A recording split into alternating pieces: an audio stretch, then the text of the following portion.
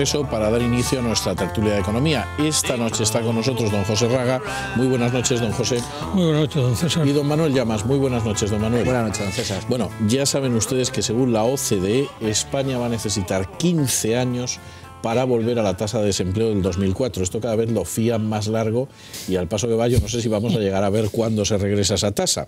La COE no ve contenido suficiente para llegar a un acuerdo con los sindicatos. El ministro Valeriano nos ha dicho que se ha recuperado el empleo perdido en enero y febrero. Bien, es verdad que luego las cuentas no salen exactamente así y más de la mitad de la deuda española está en manos extranjeras. Manos extranjeras que, por cierto, cuando son alemanas no consiguen encontrar ingenieros españoles que conozcan la lengua de Goethe y que puedan encontrar trabajo allí, pero en fin, así son las cosas. Yo les dejo estos temas sobre el tapete, ya lo saben, añadan lo que quieran, descártense de lo que les parezca y empezamos a jugar. Bueno, pues en cuanto a las previsiones económicas, yo siempre digo lo mismo, las previsiones no dejan de ser previsiones. Entonces, claro, todo depende de lo que se haga. Si el gobierno sigue haciendo... O sea, ¿usted cree que puede ser peor todavía? Claro, evidentemente. Me lo estaba viendo venir, ¿eh? Yo, cuando ya ha empezado usted, todo depende de lo que se haga. Digo, o sea, esto puede ser peor. Es que si se hicieran las reformas y se liberalizara la economía... vamos a ver, en el año 1959, cuando se aprobó el famoso Plan Nacional de Estabilización, España estaba al borde de la quiebra, estaba al borde de la bancarrota y sin embargo nos pasaron, como ahora le han pasado a Zapatero, un recetario, 10 medidas contempladas en un breve resumen, pero que eran realmente revolucionarias, en el sentido de que directamente suponía una gran apertura de la economía española, que en esos momentos, durante más de 2 décadas, estuvo prácticamente cerrada al mercado internacional, en una plena autarquía, en una economía de autosuficiencia y por lo tanto ese tipo de medidas de apertura al exterior cambiaron el panorama económico español, hasta tal punto que lo que se iba a convertir en una bancarrota inminente e inevitable se transformó a los pocos años en el milagro económico español. ¿Con esto qué trato de decir? Pues que estas previsiones económicas no dejan de ser eso, previsiones. Todo dependerá de lo que haga el gobierno. ¿Cuál es el problema? Que el gobierno hasta ahora ha aprobado una reforma laboral que se ha demostrado que ya se veía venir, que no sirve absolutamente para nada, que patronales y sindicatos llevan negociando la reforma de la negociación colectiva durante meses sin ningún tipo de avance, y que la reforma financiera en gran medida y por lo tanto los agujeros de las entidades financieras y la necesidad de recapitalizar cajas de ahorros con problemas e insolventes pues todavía está por llegar, con lo cual está todo por hacer, de tal forma que las previsiones incluso pueden ser peores. No puede tener más razón lo que dice don Manuel. Es que la OCDE sabe que va a haber elecciones el año que viene, supongo, digo yo, ¿no? O no se ha enterado cuanto todavía. Antes fueran mejor. Porque claro, el problema es si las elecciones son como tienen que ser el año que viene, y el año que viene, digamos, deberían de serlo en marzo, y en marzo significa que no hay gobierno nuevo hasta mayo, más o menos, ¿no? Mientras la investidura, todos los formalismos necesarios. Que la OCDE esté pensando que el déficit del año 12 puede ser el 4,4, esto es pensar en las nubes. Pero totalmente. O en la conversión de Zapatero, que lo veo mucho más complicado que pensar en las nubes. Sería bueno para la salvación de su alma, pero no. Pero es que pensar que en medio año puede llevar al 4,4 el déficit, que en el año 2010 ha superado el 9%, esto es que es impensable, ¿no? Y en consecuencia, esa es una de sus previsiones. Pero estaba haciendo el señor Llamas una referencia a lo que supuso el año 59 en España. El año 59 en España se hizo tal cantidad de reformas, desde una reforma fiscal que ha sido la más grande después de la de don Alejandro Mon, una reforma del mercado monetario, pasamos al tipo de cambio único de la moneda. O sea, pasamos de que un marco en España valía 10 pesetas y en cambio un marco en Alemania valía 15 al mismo tiempo. Con lo cual ahí se generaba una bolsa de mercado subterráneo mercado negro le hemos llamado siempre, ¿no? Ya sé que Federico le llamaría mercado subsahariano. Pero bien, no creo que Federico... Pero en definitiva, ese tipo de mercado donde es todo perjuicio menos para los especuladores de ese dinero, ¿no? Un país que en un año había podido devaluar 3 veces la peseta, ¿no? Y de todo esto se pasa a una estabilidad económica, a un programa de crecimiento que se inicia a partir de los años del inicio de los 60, donde tuvimos las tasas de crecimiento que habían sido impensables en la historia española, ¿no? Entonces, las reformas que se piden ahora no es romper el sistema, son reformas dentro del sistema, son más suaves que aquellas que se produjeron en el año 59. Lo que pasa es que nadie del gobierno está por la labor. Mucha palabrería, mucho consenso, mucha búsqueda de consenso. Vamos, consenso no hay para nada, pero no se está haciendo absolutamente nada. Entonces, que la OCDE, para mí lo más importante ha sido las advertencias, por los consejos esos que son una y otra advertencias que se las ha hecho la Comisión Europea, que se las ha hecho el Banco de España, que se las hace la OCDE, que se las hace el Fondo Monetario Internacional, y que el otro parece que no se entera, o sea, sigue soñando. No se quiere enterar, él está en lo suyo. No se quiere enterar, él sigue con sus cosas, sigue hablando de las reformas, unas reformas que no han existido y que son simplemente un papel mojado lo poco que se ha hecho. Entonces, no veo esas previsiones de la OCDE, pues digamos que con menos autoridad que la OCDE, pero la misma autoridad para ver anticipadamente qué es lo que significa previsión. Claro, es que... O sea, esto puede ir a peor. Claro. Don Manuel, vamos a ir a la pausa publicitaria. Yo le prometo que al regreso, después de que hayamos tomado aire, le voy a conceder a usted el primero la palabra. Regresamos enseguida. Bueno, pues ya estamos de regreso. Don Manuel, lo prometido es deuda. Cuéntenos usted, porque en fin, otro cucharazo de optimismo. No, yo lo que sí soy optimista, yo soy optimista con los españoles, con las empresas y no se disculpe, si la realidad es la que es, y además no tiene usted que justificarse. En general, el problema es que contamos con un gobierno que no ha hecho absolutamente nada y que, bueno, que trata de retrasar una y otra vez las medidas necesarias para ello. Continuando un poco con los ejemplos históricos, China estaba condenada al colapso del sistema comunista, al igual que fue la Unión Soviética. Es decir, se enfrentaba al mismo fin, exactamente el mismo. ¿Qué pasa? Vio cómo colapsó el sistema soviético y automáticamente dio marcha atrás y abrió muy poco al principio, creando una serie de zonas de libre comercio en donde era capitalismo puro y duro. Eso sí que es capitalismo, y el resto son tonterías. Es decir, el capitalismo que nosotros tenemos aquí en Europa incluso es superior al de Estados Unidos en determinadas zonas, que son las grandes zonas industriales, las grandes zonas logísticas de China. Permitió la propiedad privada, al menos formalmente, de tal forma que cambió radicalmente el sistema. Bueno, desde que se llevó a cabo esa pequeña liberalización, pero progresiva, pese a que sigue existiendo un régimen asesino, un régimen comunista, dictatorial y tremendamente opresor e intervencionista, esa pequeña apertura que se llevó a cabo en la economía china hizo florecer todo un paraíso, en donde existía únicamente un desierto. Y China desde entonces crece a niveles próximos al 10% anual, y eso ha permitido que millones de chinos hayan accedido a un nivel de vida que no se podían imaginar hace apenas unas décadas. El caso de Alemania es similar. Con la unificación alemana, pues el gobierno alemán tuvo que hacer frente a unos costes tremendos para tratar de sustentar a la otra parte de Alemania que se acababa de integrar. Bueno, Röder... Por cierto, han decidido que no van a trabajar ya el resto de su vida. Sí, o sea, por cierto. Los OSIs, entre otros problemas, están creando el de que eso de entrar en el sistema capitalista no... Eso ha sido una generación perdida en toda regla. Y más cuando el sistema capitalista, entre otras cosas, les permite vivir sin trabajar. Claro, efectivamente. Pero lo que hizo Röder durante los últimos, hace ya años, fue llevar a cabo también una serie de reformas, como por ejemplo el tema de la reforma de la negociación colectiva, la estructura sindical, el mercado de trabajo, de tal forma que ahora Alemania está creciendo gracias a las reformas, y creciendo de forma espectacular además, gracias a las reformas emprendidas entonces. Bueno, el problema es que aquí necesitamos ese tipo de reformas y no se ha hecho absolutamente nada. Y lo que pretende Zapatero, todo apunta a eso, es que pretende alargar en el tiempo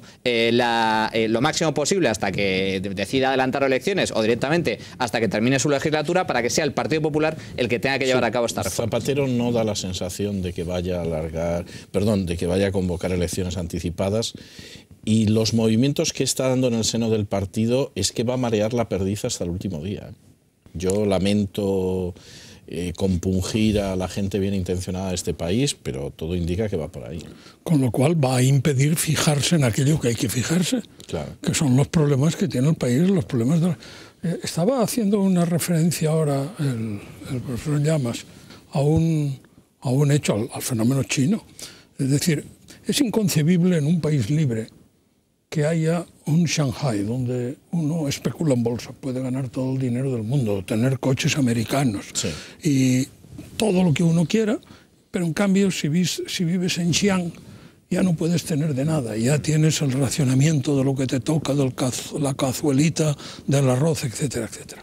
Pero eso me recordaba a mí cuando he pensado alguna vez en este fenómeno, aquella discusión que tuvieron, un debate público en el periodo entre guerras, debió ser, si mal no recuerdo, como el año 38, por ahí, entre Oskar Lange, muy socialista, mucho, y Ludwig von Mises, muy liberal, ¿no? Entonces, Lange hablaba de las grandes ventajas de la planificación. El planificador, que se supone siempre que es lo más parecido a Dios, sí, sabe realmente lo que quieren los consumidores consumir, a qué precio están dispuestos a consumirlo. Los productores asignan el producto exacto que hace falta, con lo cual no hay ni superproducción, ni hay déficit para el consumo, etcétera, etcétera. Y después de todo eso, Mises estaba en la posición contraria, lógicamente, y entonces Mises le hace una pregunta a Lange muy sustanciosa. Le dice, bueno, profesor Lange, el día que ustedes consigan ese objetivo del socialismo, que es el socialismo universal, todos los países estarán planificados.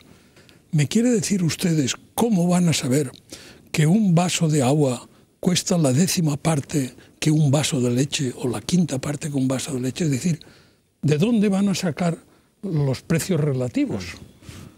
Entonces Lange se queda muy parado, ve que le ha pillado y dice, bueno, antes de llegar al socialismo universal, dejaríamos un país pequeño en economía de mercado para que nos informara de sus particulares. Eso es fantástico, ¿eh? Y eso es lo que ha hecho China con Shanghai. Sí. Dice, ahí, por un lado Shanghai, por el otro Hong Kong.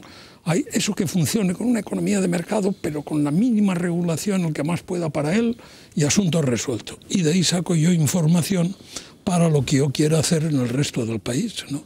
Entonces, pero realmente son reformas importantes para China, efectivamente. Sí, no, y en este caso la Unión Soviética hizo algo similar con Estados Unidos. Es decir, se fijaba en cómo cotizaba determinadas materias primas para poder saber el precio de las cosas. Porque, evidentemente tenía que utilizar el reflejo del capitalismo para poder seguir funcionando. Independientemente de eso, hombre, hoy tenemos un caso que es ejemplar, ¿no? Que es la patronal empresarial no ve contenido suficiente para firmar aún el acuerdo con los sindicatos. Bueno, acuerdo que lleva meses.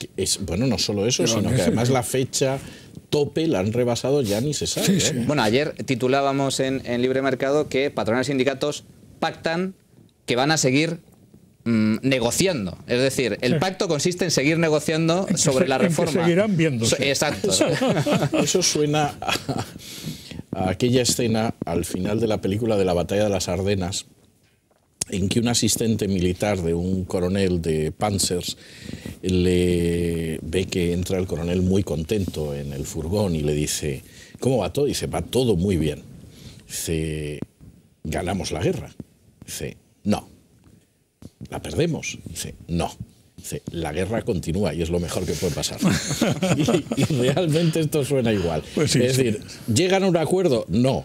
¿Se separan? No. Entonces, la guerra continúa y es lo mejor que puede pasar. Pero mientras tanto, el gobierno con los brazos cruzados. O lo que es peor, Zapatero ha presionado. Le ha mandado un recado al señor Rosell diciéndole que animándole a firmar. Con lo cual, si Zapatero le está animando a firmar y los sindicatos están dispuestos a firmar, ese supuesto acuerdo, es papel mojado. Claro. Eso sería lo que los alemanes llamaron siempre al Tratado de Versalles, el diktat. El diktat. Sería más un diktat que un tractato, que un acuerdo, ¿no? Porque si efectivamente hay presión sobre... Yo lo que espero es que no le haga caso. Que Rosell no le haga caso al señor presidente y punto. No firmo y no firmo. ¿Y quién me puede obligar a firmar? Bueno, le están presionando para que efectivamente no firme. Claro, es que yo creo que aquí, con esa firma, España se juega mucho. Es decir, nos jugamos mucho no teniendo el acuerdo, pero el mal acuerdo significa sepultar una ocasión en la que todo el mundo entiende que hay que hacer algo y que hay que ir por ese camino y que hay que quitar poder a los sindicatos y que hay que evitar el problema de la negociación colectiva con lo que eso deriva para las empresas. Y si esa ocasión de oportunidad histórica no se aprovecha ahora, pues echémosle otro medio siglo por delante para que sigamos igual, ¿no?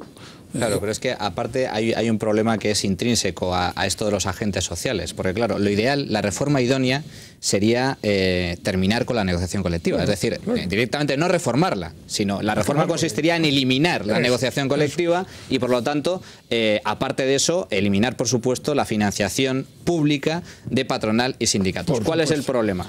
Que los sindicatos y tampoco la patronal está dispuesto a ello, es decir, están dispuestos a liberalizar algo la negociación colectiva, pero no a terminar con ella. ¿Por qué? Porque entonces carece de razón de ser tanto la patronal como los sindicatos. Es decir, los sindicatos y la negociación colectiva no son absolutamente nada, porque a partir de entonces los sindicatos únicamente tendrían poder en función de la representatividad que tengan dentro de cada empresa. Y eso, claro, pues hay empresas, que hay pequeñas empresas donde no habría sindicalistas, hay grandes empresas en donde a lo mejor comisiones obreras no tendrían ningún voto y tendrían otros representantes de los trabajadores para negociar directamente con el empresario, y evidentemente sería como pegarse un tiro en la cabeza, con lo cual es muy difícil que tanto patronal como sindicatos se suiciden. O sea, usted pretende que en realidad los sindicatos no representan a los trabajadores, sino sus propios intereses.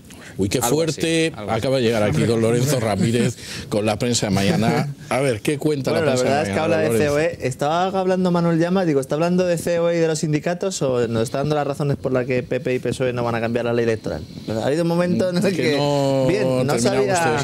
Bueno, COE. Expansión, la indemnización por despido de 20 días causa división en COE. La mitad aproximadamente de la Junta de COE, capitaneados por el presidente de CEIM y de la Cámara de Comercio de Madrid, por Arturo Fernández, que tiene mucho peso obviamente en COE. De hecho, bueno, ha sido uno de los que ha conseguido o de los que ha apoyado a Rosell. Su apoyo final fue definitivo para que Rosell fuera presidente de COE, a pesar de ser de la patronal catalana. Pues bien, le exigen que vuelva a negociar la reforma laboral, es decir, que deje la negociación colectiva y que vaya a un acuerdo de máximos y que no le pase como le pasó a Díaz Ferrán con aquella famosa cena en la Moncloa, que se le quedó la cena fría. Es decir, que vayan a un acuerdo de máximos. El Economista también coincide en este enfoque. La COE exige a Rosell que vuelva a negociar desde cero los convenios con unas líneas rojas que no se pueden pasar. Dicen, si no se llega a un acuerdo con los sindicatos no pasa nada. Claro, ellos dan por hecho que como el acuerdo con los sindicatos, la postura de los sindicatos es la misma que la del gobierno, si finalmente el gobierno tiene que regular, va a regular a favor de los sindicatos. Pues por lo menos que quede constancia que COE se opone a esa regulación y que no pase, como pasó en el caso de la reforma laboral, que llegó Rosell y lo primero que hizo fue hacerse la foto. Claro, es que eso es elemental, vamos. Es elemental, pero hay algunos en COE que no lo deben tener muy claro. 5 días, COE fuerza a Rosell a seguir negociando. Es una diferencia de matiz. Qué malos son los de COE, que fuerzan a Rosell a seguir negociando y no tener un gran acuerdo que permita a España salir de la crisis. Y luego tenemos noticias curiosas. Bueno, aparte del ERE de Telefónica, Telefónica eleva a 8.500 los trabajadores del ERE en toda España. Yo aquí quiero precisar una cosa. Hay muchos que están diciendo, bueno, ¿cómo puede despedir una empresa en beneficios? Lo que van a hacer es prejubilar a gente que quiere prejubilarse. La cuestión es, o la pregunta que hay que hacerse es, ¿debe el Estado sufragar una parte del coste de estas prejubilaciones? Y es aquí donde se podría hablar mucho, ¿no? No, claramente no. Es que las prejubilaciones tal como están diseñadas, el Estado se encarga durante un tiempo, o sea, habría que cambiar la ley. Sí. evidente. Es el juego ese de que usted ahora se va y yo después le readmito, después se vuelve otra vez a marchar y mientras tanto está usted devengando derechos por un lado y por el otro lado se le aseguramos la pensión. Mire, el que se jubila, se jubila.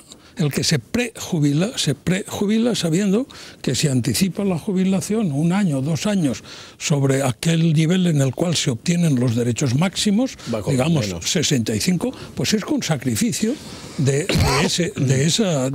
un porcentaje. De hecho, la figura del prejubilado como tal no existe. Existe la jubilación anticipada, que sería con 61, pero el que se jubila antes de esa edad en realidad es un señor que se va al paro. Claro. Lo que pasa es que, claro, la figura del prejubilado se crea para decir, bueno, este señor hasta que pueda acceder a la jubilación anticipada está cobrando un dinero, porque si por ejemplo tiene el trabajador 55 años, tiene 2 años de derecho a la prestación por desempleo, sí, complementada con la paga que le dé la empresa, y luego pues esa ayuda que llegaría hasta los 61 años. Luego el Economista ha hecho una encuesta, un estudio de la opinión de las principales gestoras internacionales de fondos sobre qué pasa con España, si hay rescate o no. Dice, España se aleja del rescate. ¿Qué pasa? España se aleja del rescate. Según la encuesta, las gestoras coinciden, España no necesita rescates, pero sí más reformas. Y bueno, todos los días incluyen el estado de la prima de riesgo, los del Economista, con un corazoncito, y ponen siempre, así va el marcapasos de Zapatero. Se considera que según vaya aumentando, pues existen más probabilidades de que Zapatero se vaya. 230 puntos está la prima de riesgo. Por cierto, don César, que yo del año pasado, usted sabe que yo defendí aquí que al final Zapatero se iría. Usted dijo que no, se quedó, y ahora estoy triunfando porque ahora digo que no se va a ir nunca y acierto. Que es que esa es la estrategia. ¿Para qué le cogió usted tarde? Si lo hubiera cogido antes, se hubiera acertado. Yo sinceramente no le veo marchándose, pero bueno. Y luego, libre mercado, que tenemos aquí a Manuel Llamas. Los políticos disparan el empleo público mientras se hunde el privado. Esto es tremendo porque desde que comenzó la crisis, los puestos de trabajo en el sector público han subido un 9%. Y los del privado han caído un 14%. Alguno puede decir, bueno, es que en 2007, no 2008, está mal. No se sabía muy bien, además en 2008 de cara a las generales hubo... No. Cogemos los datos del último año.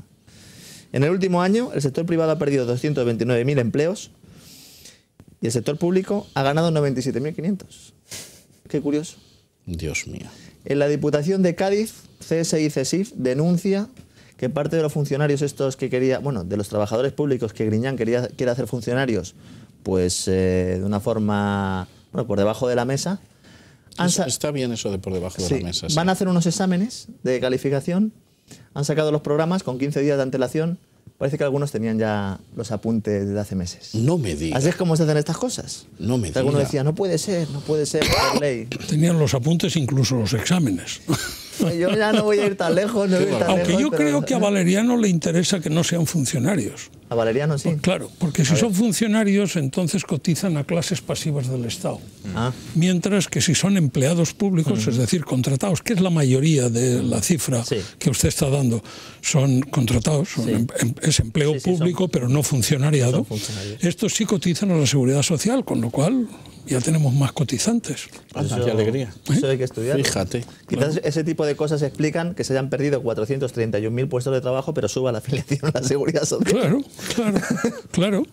Y hay un problema añadido, que según se va disminuyendo el empleo privado, es decir, hay menos trabajadores o gente activa que trabaja en el sector privado, tiene que hacer frente al coste de un número de personas trabajando para el sector público, es decir, que se les paga mediante impuestos. De ahí que sea una de las mayores falacias, sin lugar a dudas. Son muchas, las que ha dicho el gobierno durante estos años han sido a cada cual peor, y de todo tipo y estilo. Pero una de las que parece que ha calado más en la gente. Yo recuerdo hace unos meses cuando Blanco dijo no, pero vamos a subir los impuestos, sí, porque la presión fiscal en España es más baja que la media de la Unión Europea y que de la OCDE. Es una mentira, pero es una mentira absoluta. Es decir, es que la presión fiscal, claro, porque el Estado recauda muchos menos impuestos, porque evidentemente hay muchas empresas que están en pérdidas y por lo tanto no tienen por qué pagar impuestos. Además hay menos trabajadores, tienen menos ingresos, pero no bajan el Estado los recauda menos dinero, pero el dinero que recauda, es decir, a cada contribuyente le saca mucho más dinero del bolsillo. Con lo cual, Es decir, si encima hay menos contribuyentes que trabajan en el sector privado y cada vez hay más gente trabajando para el sector público, pues digamos que el peso es insostenible. Les estoy oyendo hablar a ustedes y parece que me suena así en el fondo algo como la bolita, ¿dónde está la bolita? O sea, son trileros. Puro trilero. Me deja usted un 5 último. segundos. Venga, agárrense que se caen. Cada despido de las cajas cuesta 350.000 euros. ¡Qué barbaridad! Indemnización y paro podrían llevar la factura global a 4.600 millones de euros. ¿Y qué puede hacer uno para que le despida una caja? Eso digo yo. No sé. O sea, yo estoy dispuesto a que me despida una caja. Vamos, yo también. O sea, bueno, yo lo que sé es que vamos a pagar los 4, y todos los que nos están viendo. Qué barbaridad, cada despido en una caja, eso. Eso lo cuenta 5 días. Bueno, pero eso es por los contratos blindados. Porque Hombre, no tiene otra explicación. 45 días por año de servicio no dan eso. No, de sueldo, ¿eh? O sea, aparte, las primas y todas estas cosas, y las dietas, todo esto. Pues hablando de primas, Teddy va a colocar a su primo al frente del grupo de empresas, Teddy de la SGAE. Con la otra y rapidito. Bueno, miren, esto tengo que disolverlo, ¿eh? Compréndanlo ustedes.